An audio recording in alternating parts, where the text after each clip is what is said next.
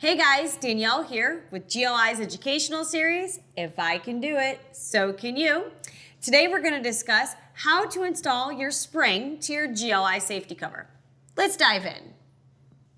Okay, so you're in the backyard, you got a brand new GLI safety cover ready to be installed on that pool.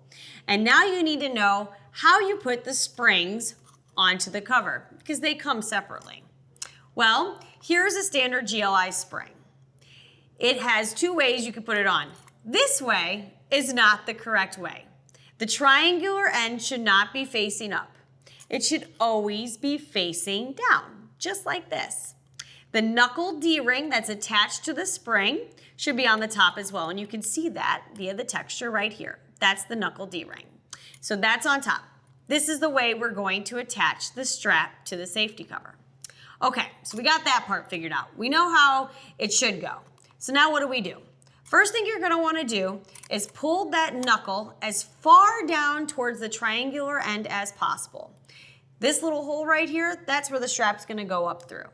So you pull it down as far as you can, and you feed the strap through both the knuckle D-ring and the triangular end. And you pull it up, getting yourself some nice access strapping here, okay? Then you fold it over, and it goes through the triangular end around the D-ring, and you pull it taut.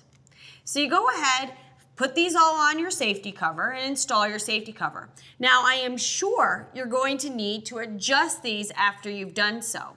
To do so, simply, if you need to make it tighter, you go ahead, feed it through and pull it tight, giving yourself more access here and tighter on the cover. If you need to go the other way, again, feed it through and pull it down. That easy. Thanks to the knuckle D-ring, we have no need for the buckles anymore. It's all right here on the spring. So, if I can install these springs, I know you can too.